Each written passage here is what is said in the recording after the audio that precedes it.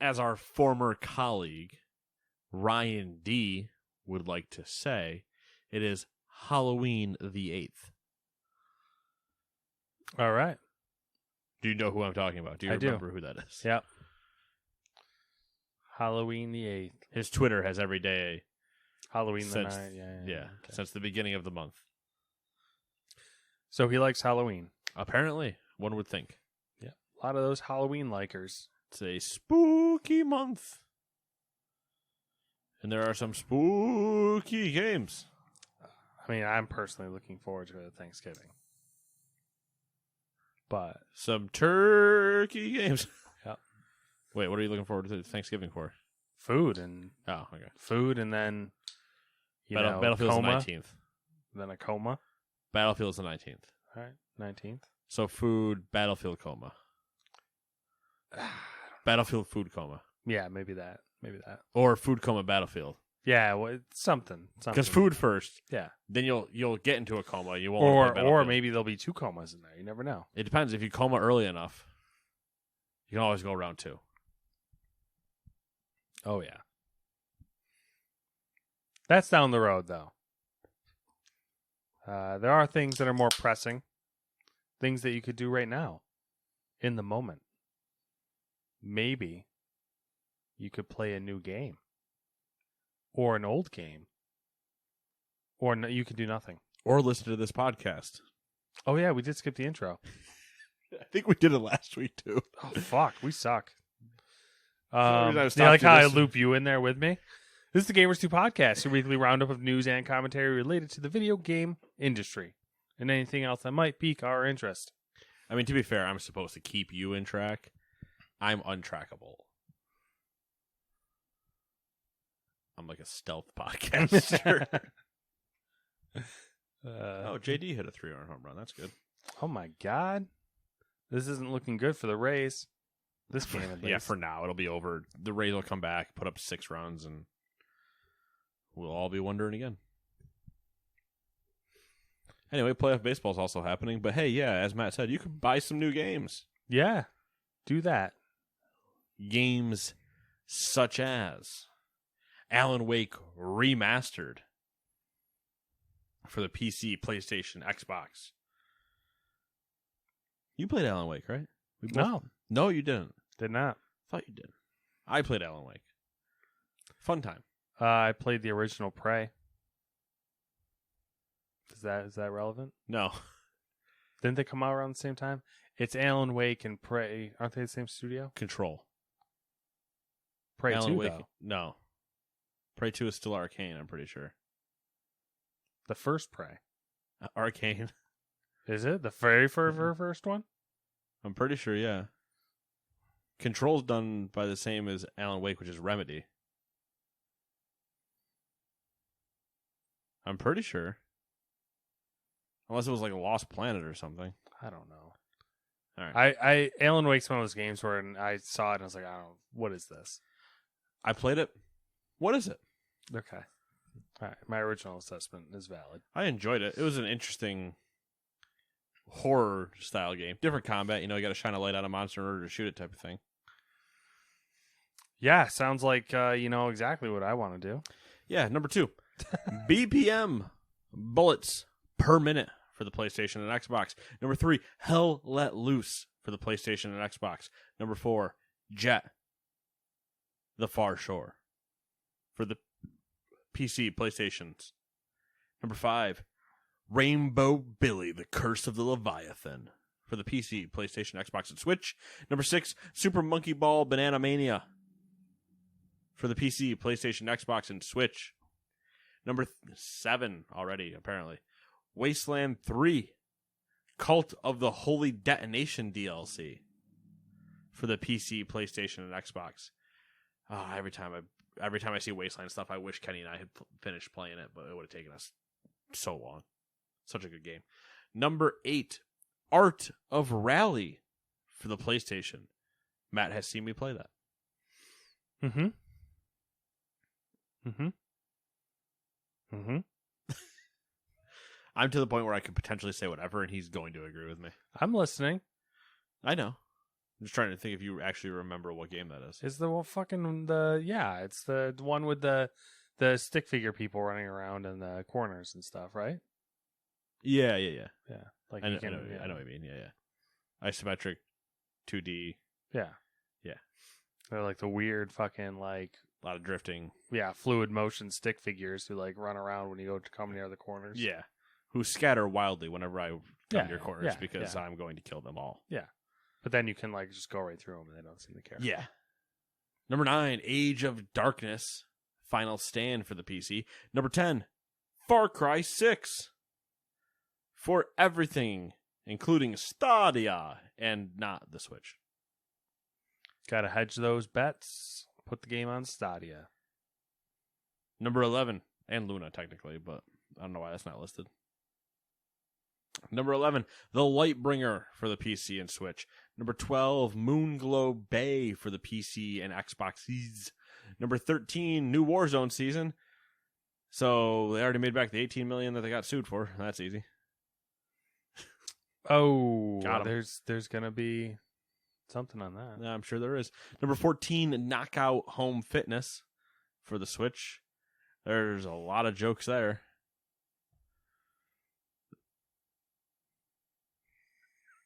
I don't have Number any. I don't have any. No comment. Number 15, Lego Marvel Superheroes for the Switch. Number 16, The best Marvel game. Lego Marvel Superheroes? Yeah. The best Lego Marvel game? Or the best Lego game? Which one do you want to stand on your statement? Best Marvel game. Oh, Marvel game. Okay. Shots fired. Shots fired. Pew pew. I think I agree with you. No, you don't. Spider-Man. Oh, yeah, that's true. Well, I was going back even older. Okay. Spider-Man's easily the best Marvel game, but then I was going back to like Ultimate Alliance and stuff. Oh yeah. Okay. But that's like before anybody would acknowledge Marvel, you know. Yeah.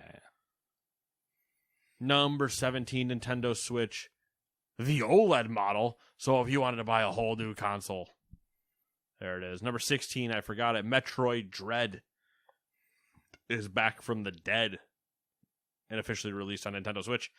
And number 18, Tetris Effect Connected goes to the Switch. Yay for Tetris. I don't know. Whew. I don't know. We're getting into that season. Games are coming out. Yeah, who'd have thought? You can't delay them forever. Game companies. They're trying though. They're trying. Far Cry 6. Yeah, I'm looking forward to playing that in this 3-day weekend. Hell Let Loose came out. Also, it came out on PlayStation Plus. It's the free game. Oh, what are those? Double drop.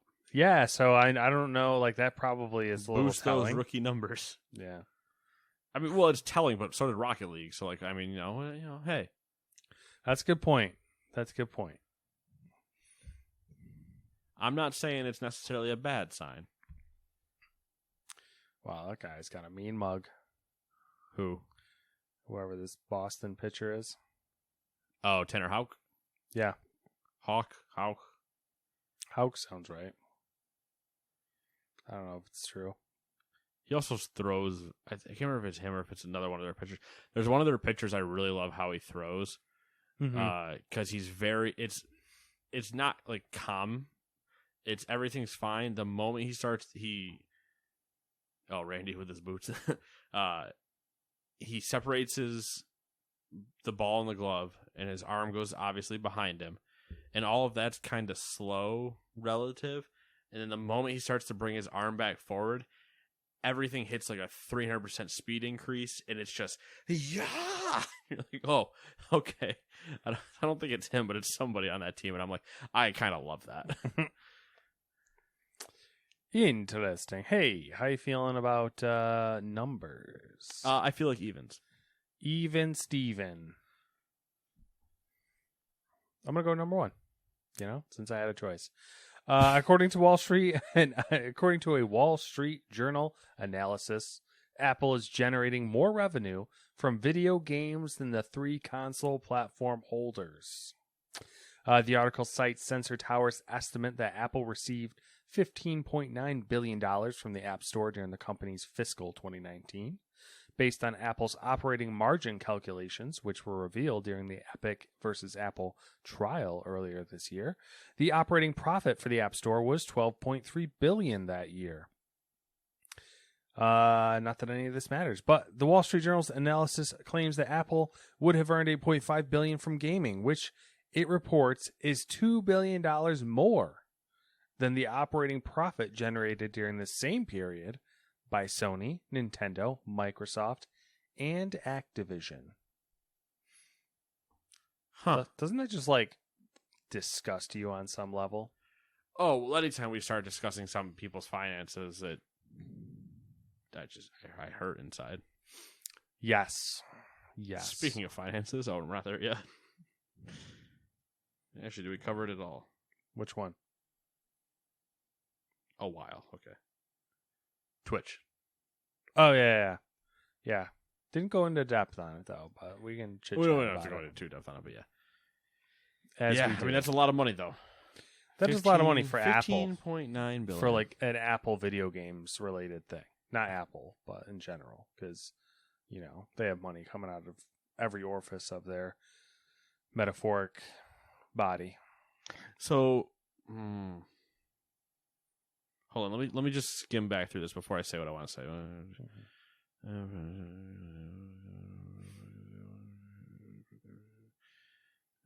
Okay, so $15.9 billion. Yes. That they make from gaming. Yes. Or was it just gaming, or was it? According to Apple, is generating more revenue from video games than the 3 console platform holders. $8.5 billion from gaming. App Store total was 12.3. The 15.9 is 15.9 is from the App Store total. The 12.3 was its operating profit, so it's net profit. And then 8.5 was just gaming from the App Store. Okay. So, yes. I want another breakdown. Okay. What's the percent of that 8.5? 60. Go ahead. Do you know what I'm going to ask? I don't know, but there is a percentage I do know. Okay. I either want the percent or raw number Okay. of the amount of that 8.5 billion that is from Apple-made games. Thank you. It's 0 for the people who aren't watching this, which no one's watching this because we don't record it. Hey, man, you remember those New Year's resolutions for the last 3 years? Suck it. It's 0. So 0% is yeah. They don't. I don't Either think they I would make- say either Apple made or Apple published, Yeah, I think it's 0. I don't think because I think they published remember that hockey game? Mm-hmm. I don't remember what the name of it was that was coming to Apple Arcade. I think technically they published it, but that's the other thing. They're making $8.5 billion on all of not their stuff. What's crazy to me was Just think about that for a second. Take a good pause. Think about how much money that is. How much money companies get fined. And that's Apple passively making that money. Yep. I mean, Insane. I would expect that to go drastically down after the recent ruling because, Yes, I'd say yes and no. I don't know about drastically. It will go down, I think so. But I think there's also a bunch of those companies that are just like, we don't really care. It'd be more of a hassle for us to run a payment thing than Apple just cut us a check. yeah. But if you're somebody as big as obviously Epic or Blizzard's Hearthstone and all that stuff on there, or I mean, Magic honestly, I and- think it'll get cut in half, but that's just my random ass opinion. I think half would be amazing to see, but I don't know if we would. I'm probably more like a quarter. Okay. That's I'd fair. I'd love for you to be right, because then it means they stuck it to the man, and they took the means. Those corporate men stuck it to the other men. Right, and they took the means of their own production back into their hands. When corporations fight, we all win. Win? I Uh, think. Depends on the corporation. we all lose. Somebody loses. Slightly less. Yeah. I lose slightly less. Do I gain anything? No. Yeah. Just interesting, though. Hmm. Let's put it this way. I would love to have a thing that I passively made $8 billion a year from. Yeah, it's kind of when you think about it. Sometimes it's one of those things when you let it just kind of like simmer and you think about it for a second. You're just like, they are maintaining, like they're providing maintenance and like a service that's like passive, and they are making. That's very passive because even if there was like a bug on one of their apps, Mhm. they would just have to go in and click a disable button Yeah, and then tell the person that made it, you need to fix this. Yeah, And then I'll re-enable you. And it's like, and they're making it, like games included, 12.3 billion in just like net pure profit. $12.3 billion.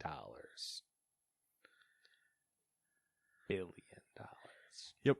Meanwhile, we'll find them 18 million.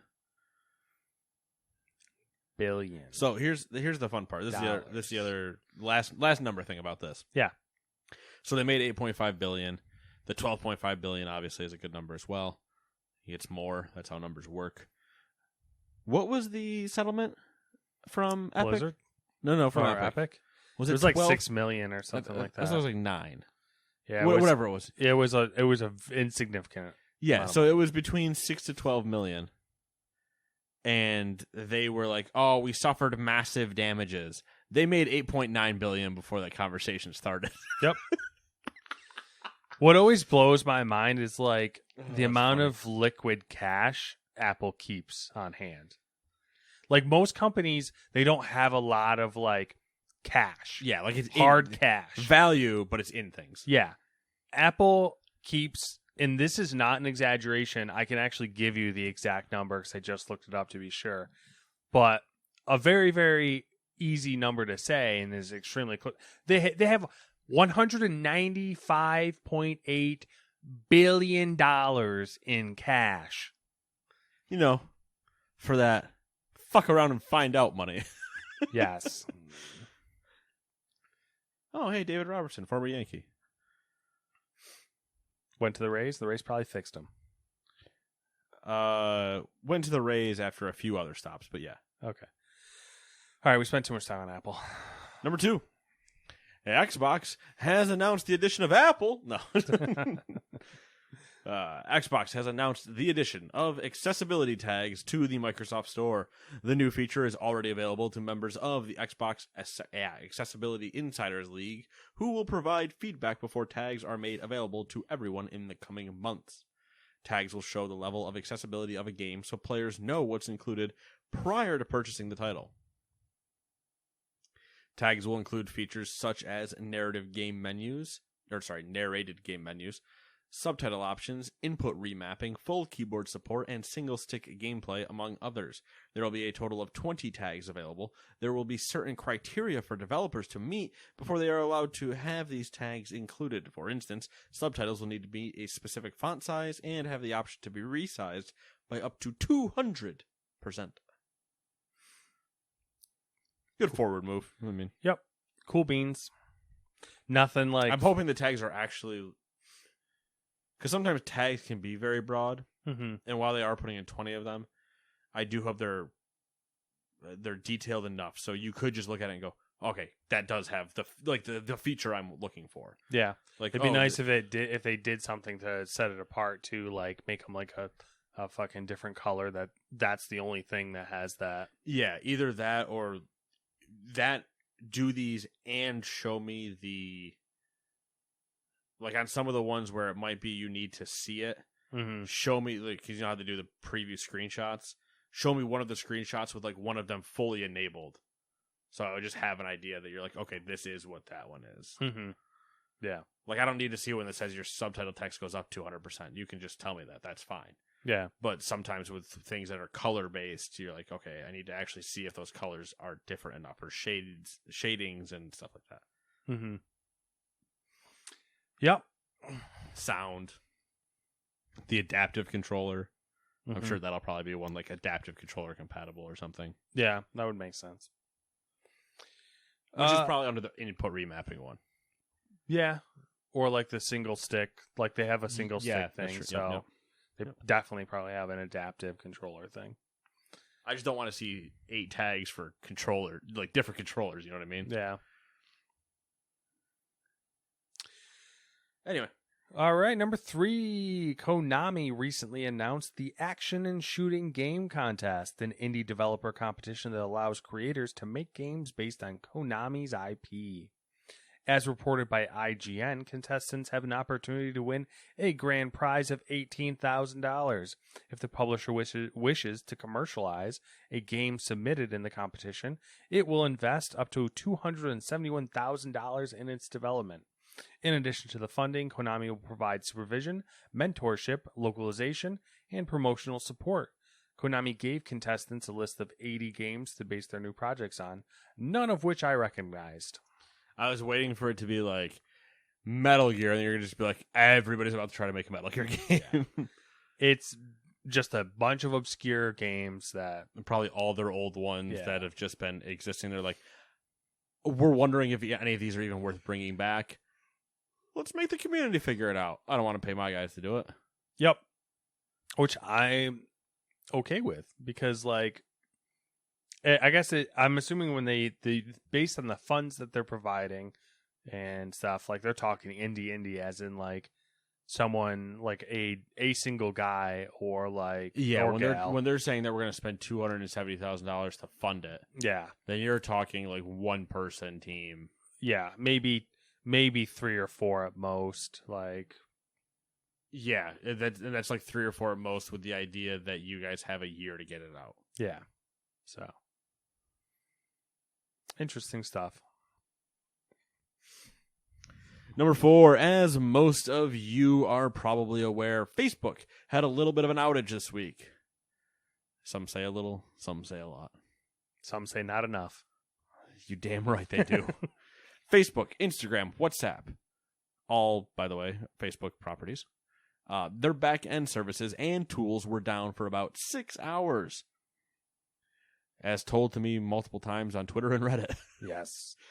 Let's talk about how it affected games. The most obvious example is the Facebook-owned Oculus, which has required new users to have Facebook accounts since 2020.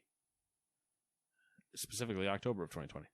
Oculus confirmed via Twitter that, quote, some people, quote, what do you mean some people, were having trouble accessing apps and using their headsets during the outage, although this was identical to the general Facebook statement. So no shit. Yeah, so when they said some people, that meant everyone. Yeah. Some people, aka 98% of our ecosystem. Yeah. Maybe 2% that were devs, Yeah. which don't need them at that point. Games companies that allow users to log in with their Facebook accounts rather than registering one specific to the game were also affected because, obviously, Yes. both Electronic Arts and Niantic acknowledged the issues experienced in FIFA Mobile and Pokemon Go. Facebook said the outage was due to issues caused by, quote, configuration changes on the backbone routers that coordinate network traffic between our data centers, end quote. You know what that tells me? Someone got fired. Oh, for sure. For sure. Couple things. So let's go with the... I'm also curious because that when that happens, that also kills Facebook Gaming. Yep. Which means entire creators lost a day's worth of revenue. Mm-hmm. And everything else that obviously goes on Facebook. But, Yep. Instagram, all your Instagram influencers lost a day worth of revenue. What was it? $8 billion, I think, is what Zuck lost from the outage. Still not enough. I agree. But I mean, hey, that's what Apple made in gaming. I know. Let's keep stacking those numbers up. Just like, how ridiculous. I think the worst one is WhatsApp going out. because while we as a country don't use WhatsApp that much, I think it is like I think somebody had a chart that it's like the predominant and or only messaging app around like the remaining 80% of the world. Yep. So it's like, okay, now that that's gone, a modern technology that was making it easier for a bunch of other countries to all communicate is now just dead. I love that. I loved like how just all encompassing the outage was too. They didn't have access to any of their back end tools. They couldn't even get in the fucking building. Their key cards weren't working. Yeah. Facebook. So do we just break into our own building to fix this? So Fuck it, just break the door. I think we can afford a new one. We've already lost $2 billion. What's the door? Zuck standing outside with a hammer. I hate this place anyway. Uh, I was excited though. yeah, I was pretty thrilled. It actually like, It's fun to watch. yeah, it was For like, me, who has no skin in the game at all, yep, except to hope that it died. yep.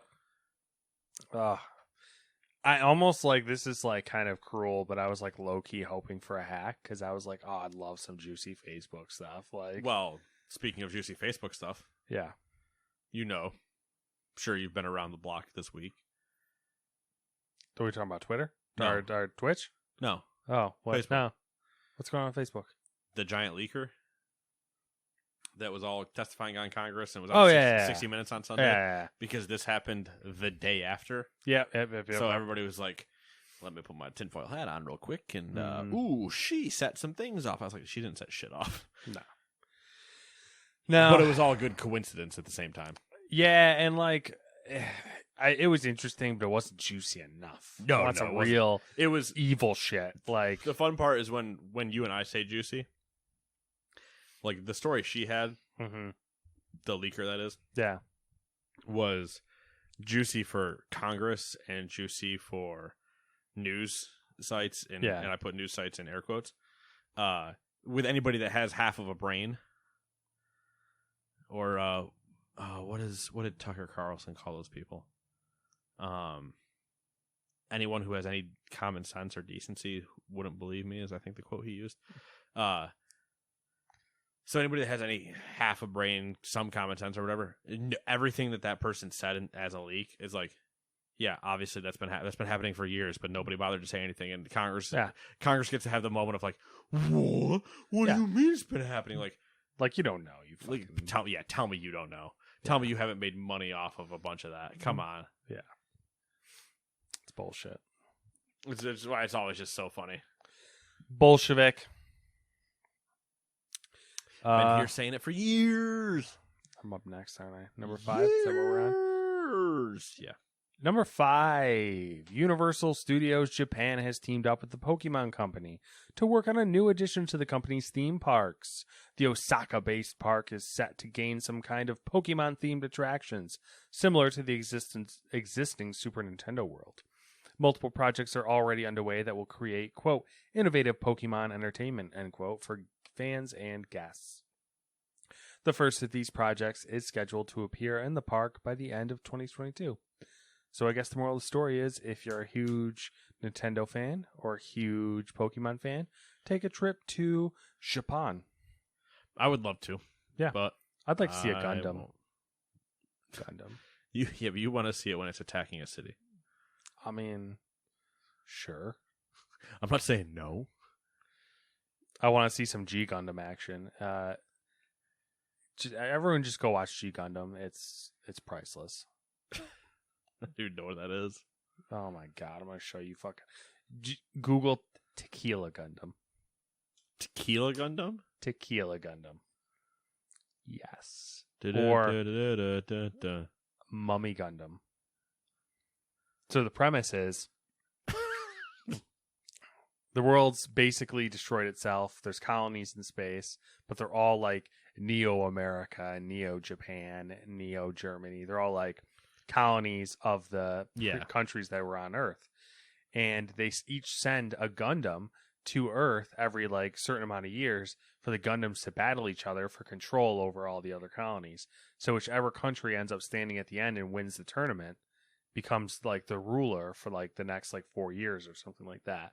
But each Gundam, this is old anime, so each Gundam is like a super like racist cliche of like that country. Oh, Like a geez. super trope, like the Mexican Gundams, Tequila Gundam. That makes sense. Yeah, it's so like it's so good. I like the concept. Just like, screw it. Gundams to figure out who's the supreme leader. Dude, the American Gundam has pistols, first off. Like But- Wild Wild West style dual pistols, Yup. revolvers. But also he looks like a football player, but then the pads in air quotes on his Yeah. shoulders come off and go on his hands, and then he looks like a boxer. Oh, interesting. Anyways, that little side note there went off. Number 6. Randy Pitchford is stepping away from his duties at Gearbox Studio to concentrate on other parts of the company. He hands the role of president for the Borderlands developer to Steve Jones, who leaves his previous role as chief technology officer. Jones has worked at Gearbox for 22 years and was technical director on the first 2 Borderlands games. Randy Pitchford will be focusing on his duties as CEO and president of Gearbox Entertainment. He also becomes president of Gearbox Studios, a newly formed division that will handle the company's efforts in the TV and film space, a la the new upcoming movie. Bingo, bango, Bongo. bongo. I don't want to leave the Congo. That's fair. Oh, no. Hear the birds. That's fair. That's fair. You know what I forgot? Fallout 4 radio and how good it was. No, never forget that. I forgot that Embracer Group owns Gearbox. Yes. Speaking of Embracer Group,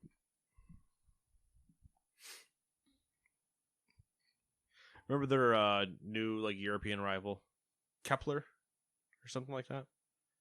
I don't, We but talked about it at one point. okay. They got there was like Kepler or Kipler or Kim. Not It Kim. sounds not yeah. Kimmler. Sounds familiar. That's too close to something else. Got a giant influx of money from NetEase. Okay. It's like, oh, China. There's a let it go, man. Let it go. Okay. China. You can't play games, but we can make everyone else in the world pay for games and take their money. Number 7. Electronic Arts has hinted at a potential rebranding of its iconic FIFA series. In a recent press release discussing the launch of FIFA 22, the company said it is, quote, exploring the idea of renaming our global EA Sports football games, end quote. The publisher also said it is reviewing its naming rights agreements with FIFA, which is separate from its other football-adjacent partnerships and licensing used in the games.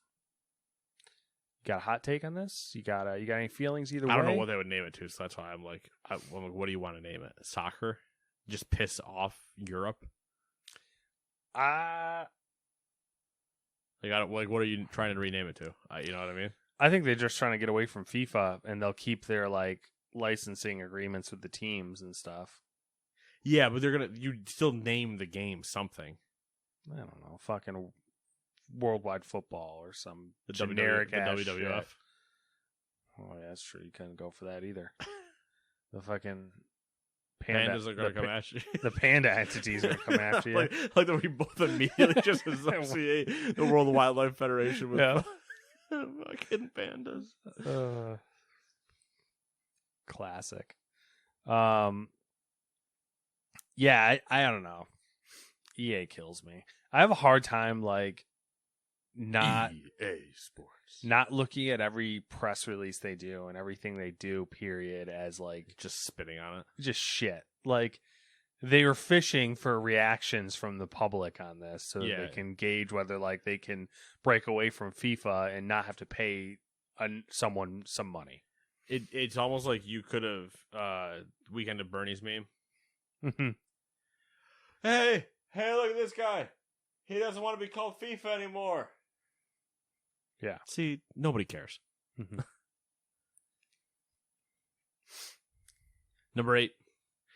Developer Eidos Montreal. It's just Eidos, isn't it? Has announced that its Montreal and Sherbrooke studios have developed. Oh, God. Eidos announced that its Montreal and Sherbrooke studios have implemented a 4-day work week. The company said that the change is part of its aim to improve work-life balance towards, quote, the embodiment of the studio's values, building a healthy, creative, and sustainable work environment for our employees, end quote. The Rays gonna raise. Told you. They're Yes. going Ray. I like it. I like a 4-day work week. Yeah, I mean, I'm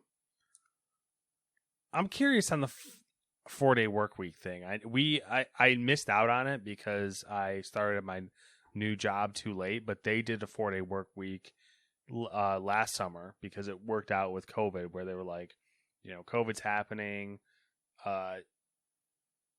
we're slowing down, so we're gonna pay you guys for the full week, but we're only gonna have you work 4 days, and we'll do some schedule flip flopping, Right.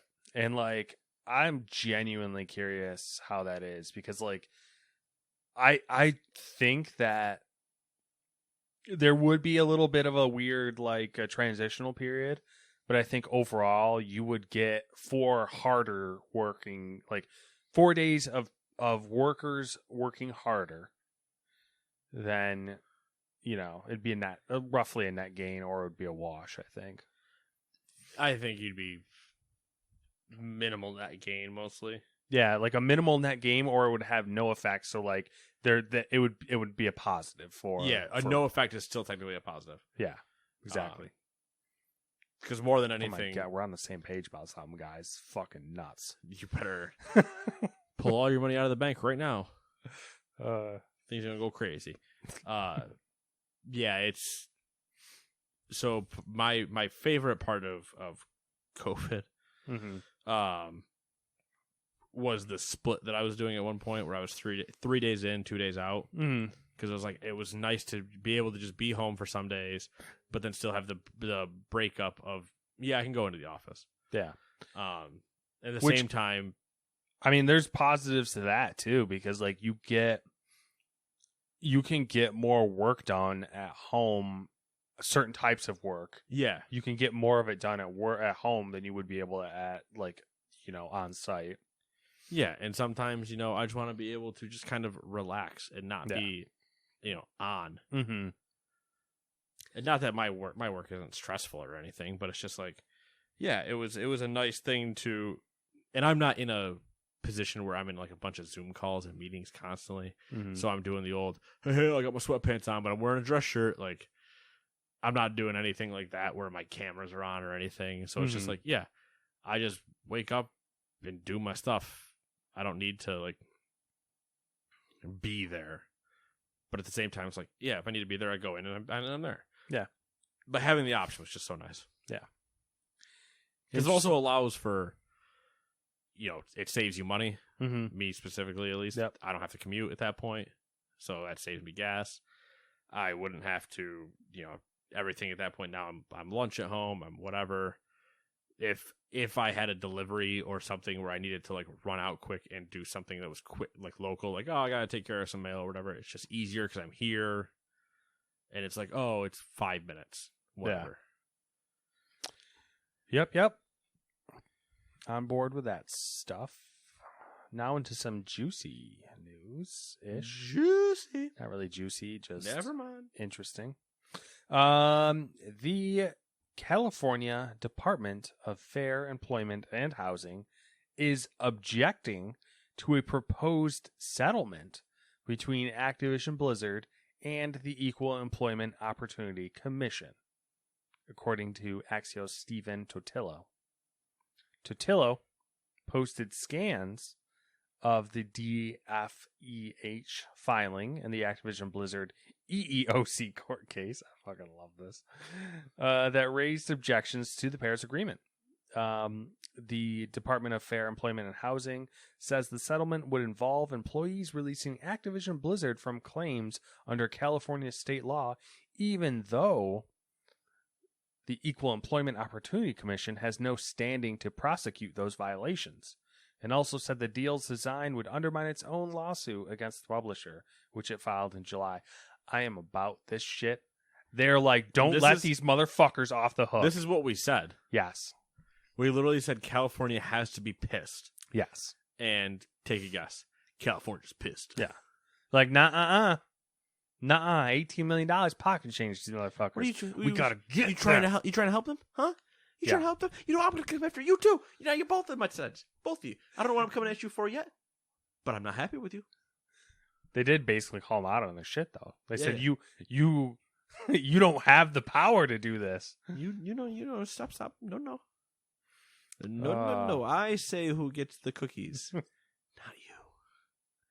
And they're my cookies, motherfucker. My cookies. I can relate to that. Don't fucking touch my cookies. I will end you if you so much as look at another one of my cookies. Blizzard, Activision, just be better. Please. Own up. Please. Own up. Pay out. Be better. Number 10. Microsoft has agreed to extend its right to repair options following pressure from shareholders. In a response to a shareholder resolution, Microsoft has pledged to increase consumer options for repairs by the end of 2022. They have agreed to complete a third-party study evaluating the environmental and social impacts associated with increasing consumer access to repair and determine new mechanisms to increase access to repair, including for Surface devices and Xbox consoles, like allowing multiple USB ports. Whoa. Whoa, hey. Expand the availability of certain parts and repair documentation beyond Microsoft's authorized service provider network. And initiate new mechanisms to enable and facilitate local repair options for consumers. I'm all for right to repair. I do want these companies to be, hey, you have the right to repair. At the same time, you can't sue us or complain when you do it wrong. Yeah. Which is why they took away the whole right to repair. Yeah. Because people were being stupid. Yep. I mean, that's part of it. I think part of it, too, the documentation part I'm interested in. Well, because, there's the other part of it where they want money. Yeah. Especially if, that's kind of the stuff that irritates me more than anything else. And, Apple's big on this.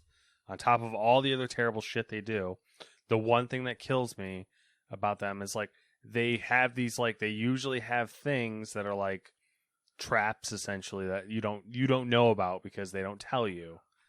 That you try to repair something and they're like, you got to do this weird fucking half-ass thing where you spin 3 times to the left, touch your nose, and then stick your finger up your butt, and then you're good. I see you too have also fixed an iPad before. It's just annoying. The documentation, if they provided, I think that should be a big part of the right to repair. Maybe it is. I haven't really followed that closely to where they can't withhold too much of the repair thing documentation or procedures that are crucial to repair. Obviously it's proprietary and patented and you're trying to protect your intellectual property, whatever, but yeah, I don't need entire inner workings. It's more hey, I don't need your fucking schematics for your shit. I just need how do you disassemble this, whatever. And even then, now a lot of the Apple stuff, they're making it so you literally couldn't replace it anyway. Yeah. Oh no, everything's just soldered on. So yeah. The serial number part is really that's such a motherfuckers. Anyways. Number 11, streaming website Twitch has been attacked by an anonymous hacker. The hacker shared a 125 gig torrent link to 4chan on Wednesday, as reported by VGC. The purpose of the leak was to, quote, foster more disruptive and competition in the online video streaming space. Disruption, actually, was the word that I should have said. Foster more disruption and competition in the online video streaming space, as their community is a disgusting, toxic cesspool, end quote. An anonymous company source told VGC that the leak is legitimate and that Twitch is aware of the security breach. Data includes the site's source code and details on creator payouts were leaked, as well as information on the company's mobile, desktop, and console clients. Information related to Twitch's other properties were also shared, including IGDB and CurseForge, and an unreleased Steam competitor that Amazon is reportedly making known as Vapor. Real fucking original, guys. We've known about Vapor before, though. Vapor. That's been hinted for years. Yeah, it pops up. Every There once was in a while. literally a thing, I think it was a few years ago, we talked about called Codename Vapor, and you're like, ha ha ha. Oh, of course it is. Mm-hmm. Wonder what they're doing with the Codename Vapor. Oh, Steam, obviously. Any juicy stuff you wanted to talk about as far as what was leaked? Nothing too juicy. I didn't dig through the torrent file.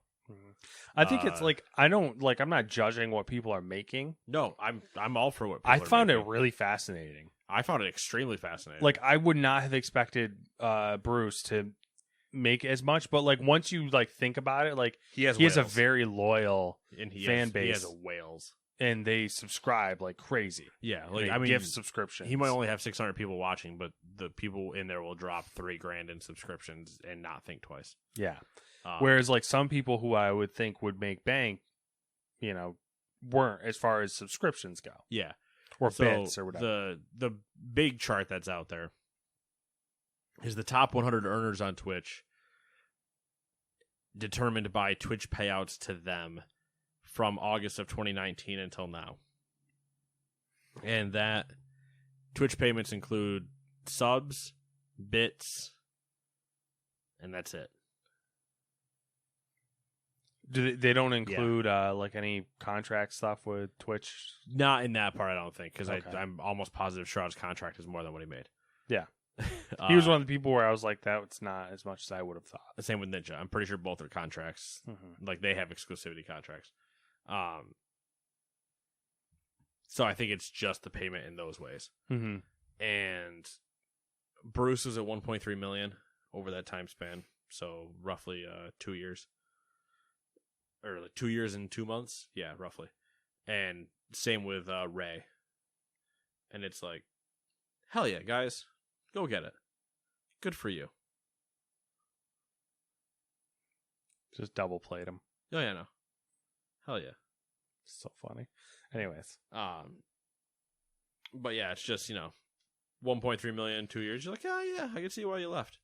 Mm-hmm. Go make bank. Obviously. Yeah. It's not a...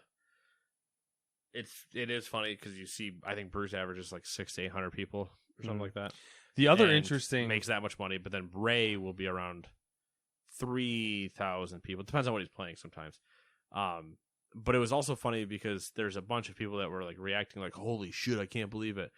And it's like, also at the same time, there's a lot of those streamers that just have their sub count on their screen.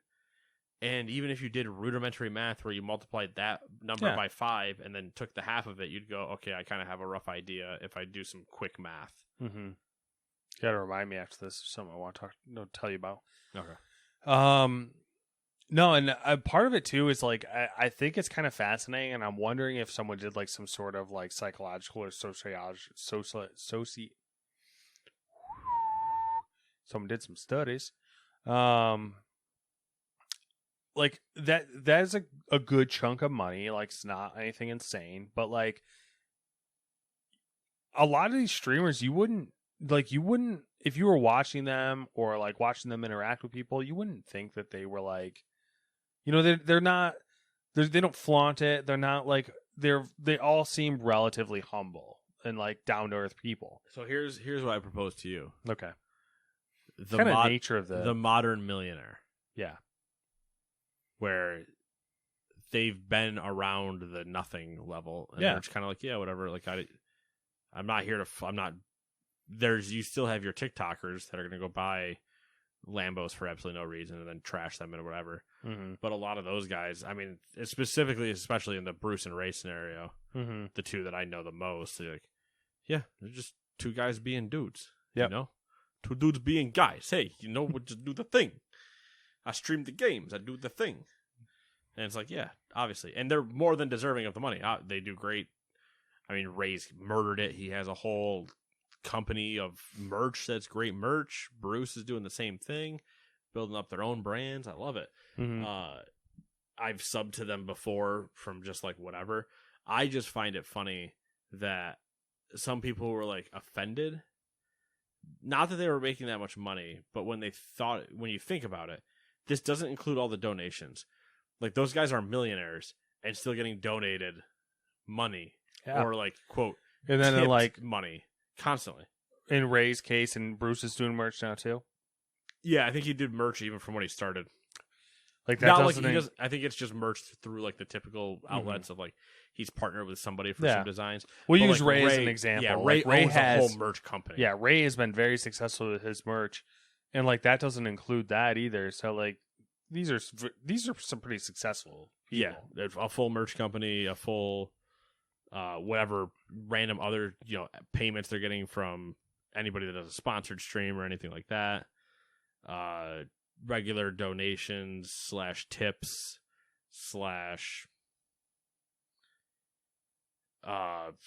if you're Shroud exclusivity contracts, or they're still hustling, even making that money, and they're still killing it. Yeah. And it's not fair if I don't do it, but frameratemerch.com is the name of Ray's site. That is frameratemerch.com. I have a tank top, a hoodie, and 2 hats. Tank top tiger. It is not a tiger. It says bad at video games on it. Tank top master. It's a One Punch Man reference there. I didn't watch season 2. It's all right. Season 2 was not as good as season 1. We watched season 1 together. We did. It was a lovely time. A lot of tropes. Good time. I like One Punch Man. One Punch. Exactly. Good intro. It is a good intro. It's a very good intro. Because it's very similar to a Trogdor intro. Yeah. Are we ready for number 12? We are. Ubisoft. I be hard. Haha, jokes. I'm 12 again. Like the number of the story, Ubisoft has announced the next Ghost Recon game, Ghost Recon Frontline. It's a free-to-play, PvP-focused, first-person shooter with support for 100-plus players. Now stop me if you've heard this before, and I'll stop right now. Frontline will feature multiple game modes, but Ubisoft is specifically highlighting one called Expedition that will feature 100-plus players fighting as teams of 3. Never been done before. God. Players will need to work together to complete dynamic objectives on a massive open-world map set on an island called Drakemore, which is home to a variety of biomes. Ooh, do we drop in? In Expedition, players are tasked with gathering and protecting intel, then surviving long enough to be extracted. Players will be able to reshape the battlefield, calling in vehicles, auto turrets, and dynamic cover, including on-demand sniper towers via airdrops.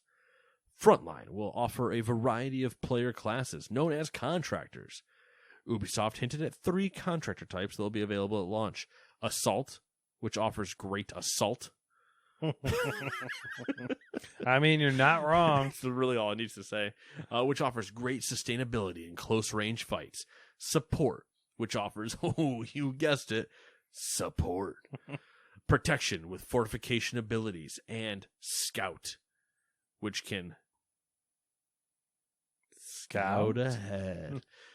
Recon areas to reveal and harass enemies.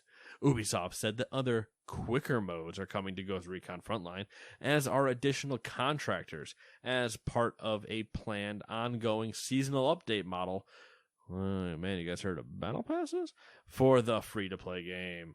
Ghost Recon Frontline does not have an announced release date, but players in Europe will be able to test out the game on Windows PC starting later this week, October 14th. Ghost Recon Frontline is coming to PlayStation 4, PlayStation 5, Windows PC, Xbox One, Xbox Series X, and streaming platforms Amazon Luna and Google Stadia. Terms and restrictions, conditions may apply. Please Got 'em. see your store for details. Another one. Another Yeah, one. yeah. Add it to their list. And another one. So we talked about this downstairs. And I do want to rehash it somewhat for the people at home. Okay. I'm going to argue, and I'm not going to argue, actually. Matt and I agree on this. I'm going to complain about one thing, Okay. and I'm going to let him complain about the other thing. Okay. The thing I'm going to complain about is I am sick and tired.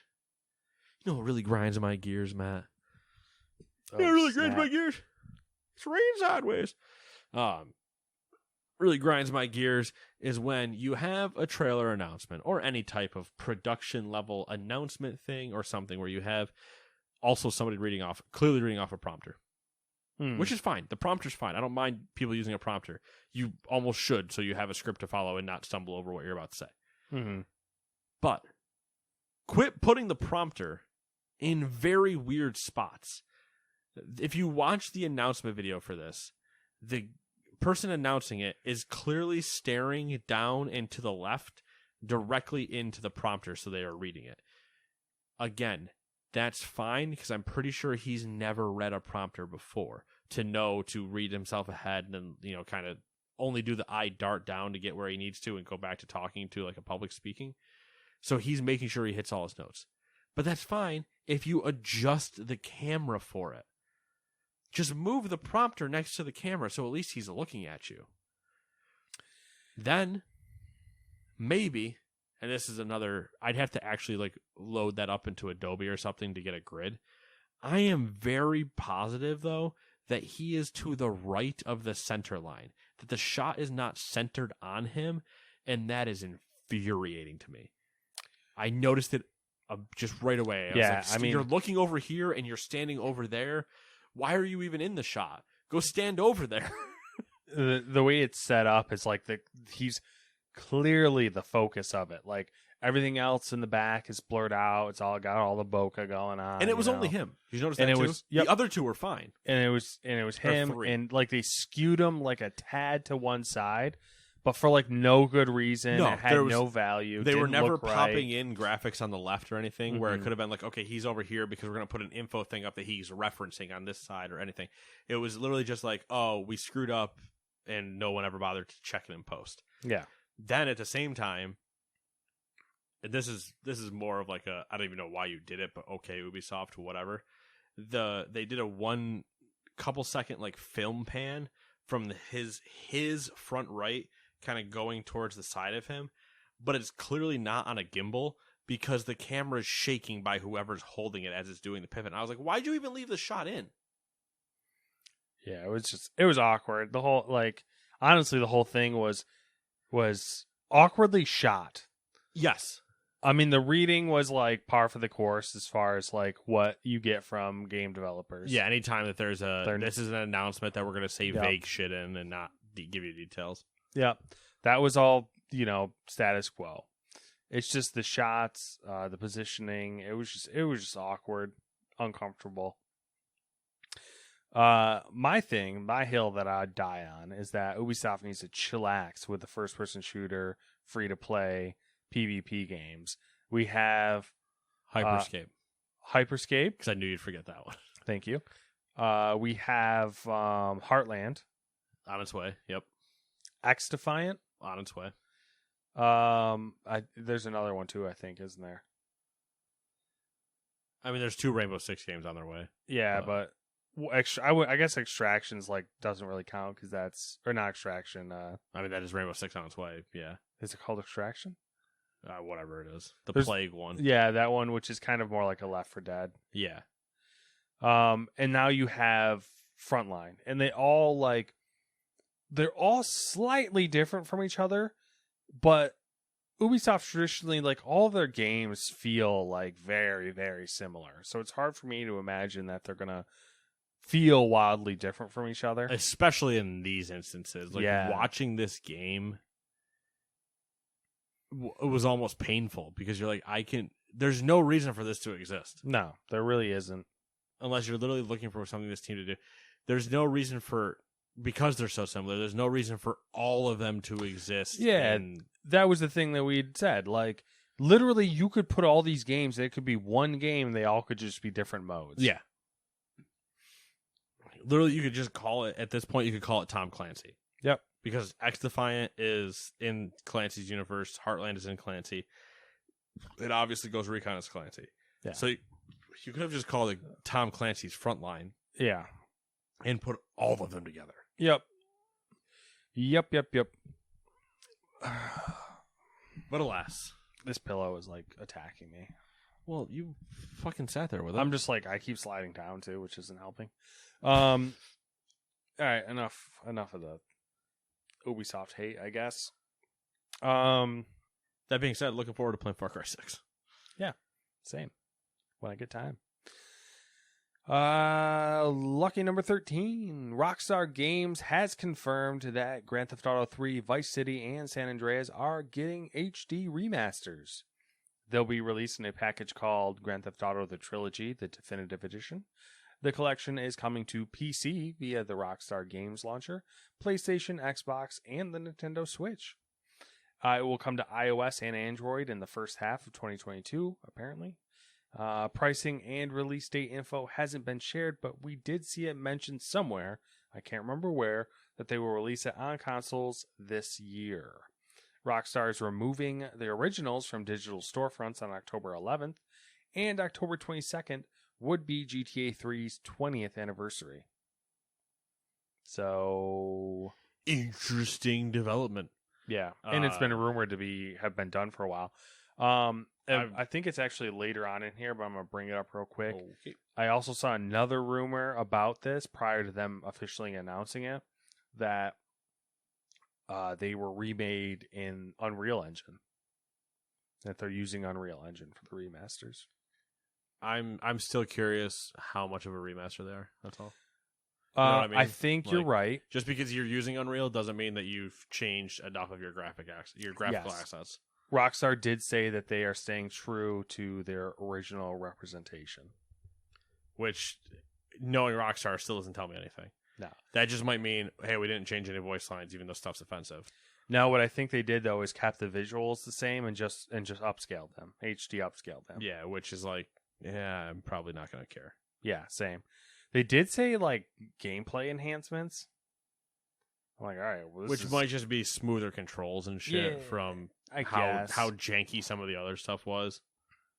Like, hey, now that we're in Unreal, stuff is going to be smoother, less snappy and jarry. Like, if you actually turn a car, it won't be, like stutter turning. Mm-hmm. Maybe. I don't know. Nice to have finally had that announced. Hopefully I'm wondering when they're going to pop it out. Probably like November or December. They'll be like, it's coming out. I don't know why that's so funny to me. What's that? It's just, it's coming. That's coming out. All right. Finally, the end. The end, which is the beginning, the alpha and the omega.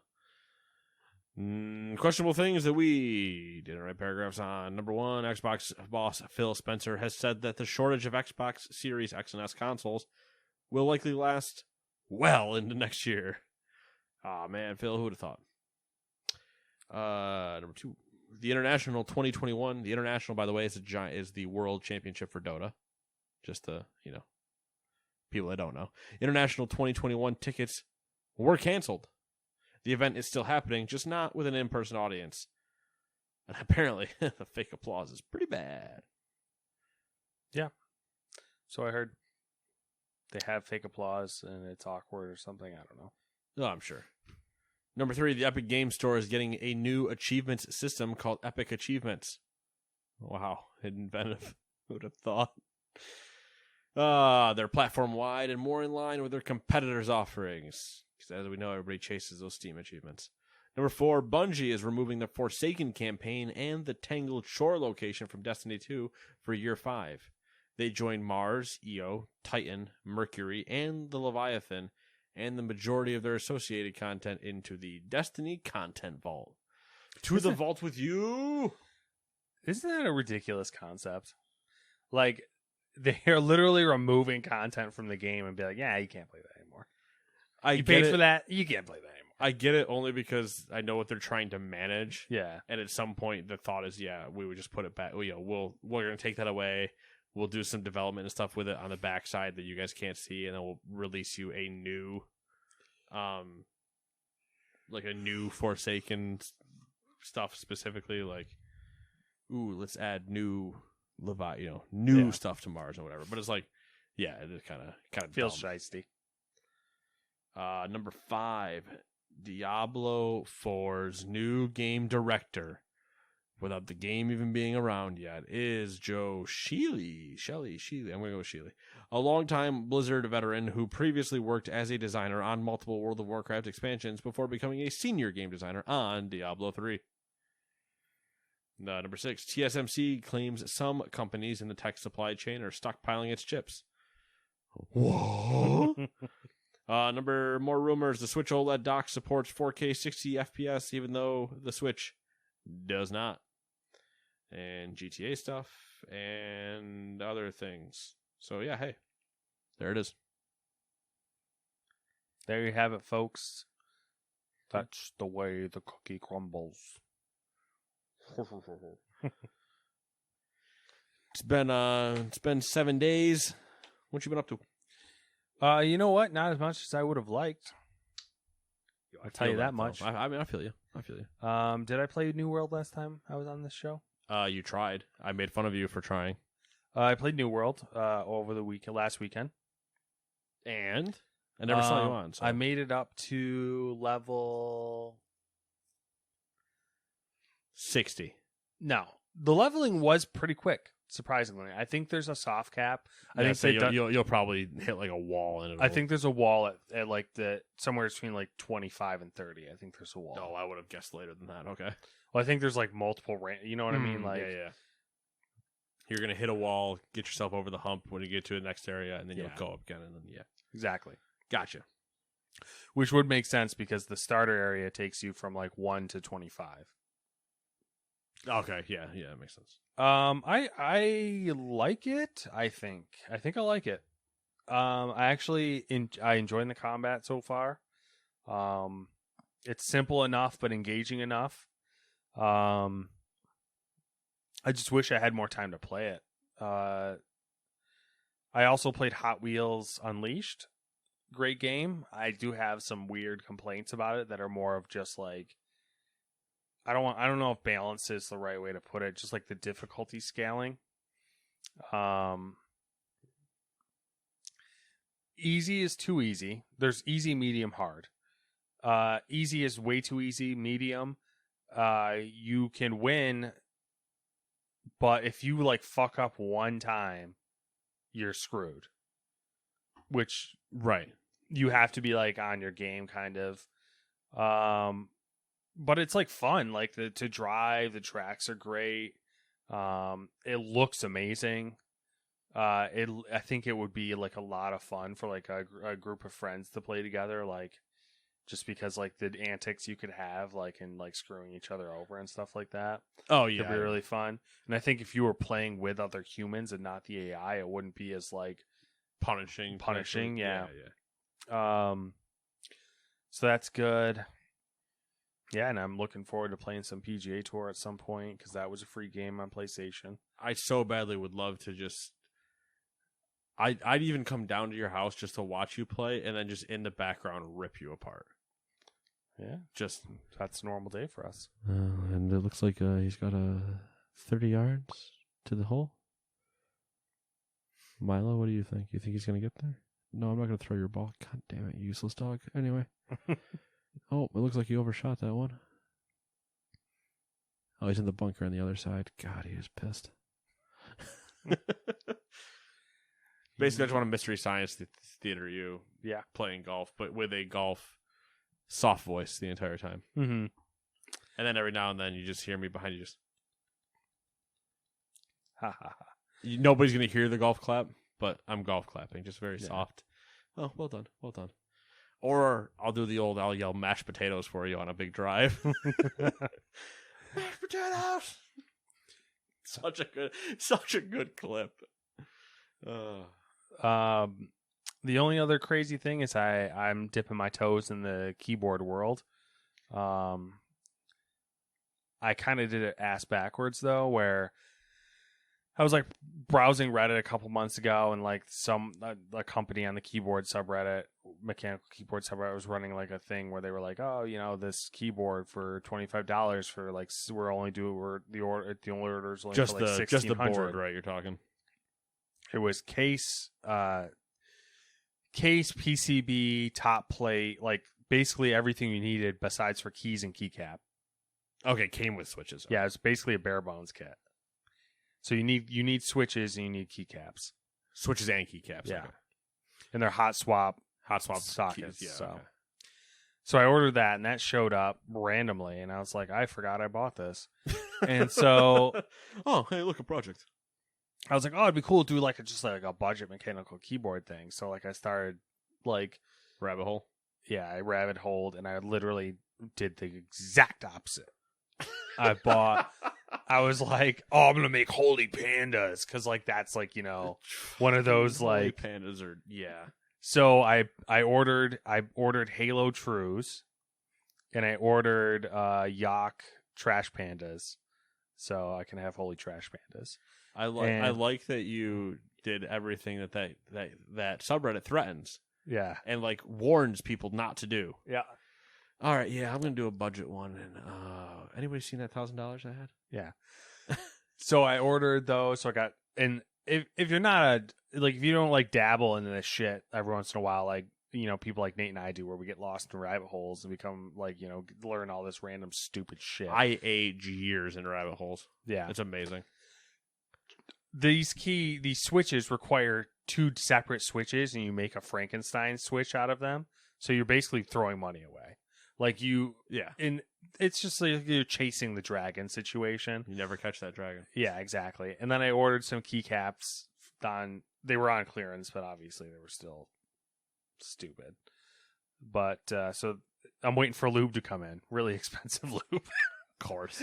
So we'll see. I mean, really expensive as in like relative. Yeah. Like, it was 5 milliliters and it was like $13. It's like, yeah. It's just, we'll see. We'll see how it turns out. What have you been up to? Just what the kids in the street call the huge sports watching, game playing.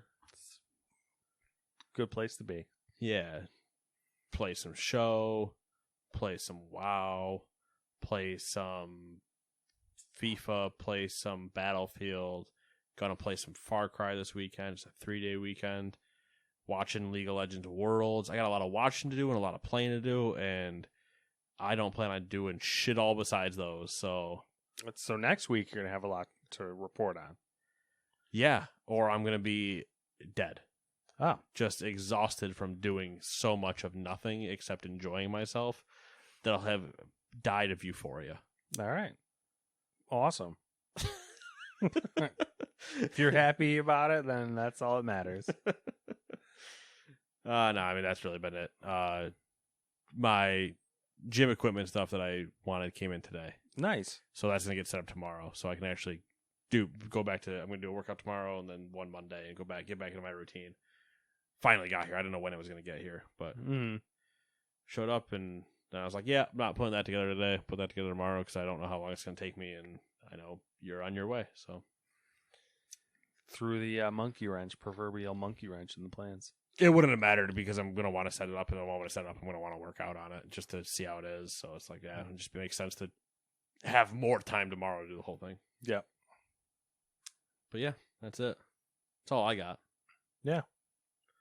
All right, cool. Well, then we'll see you guys in 7 days. Bye-bye.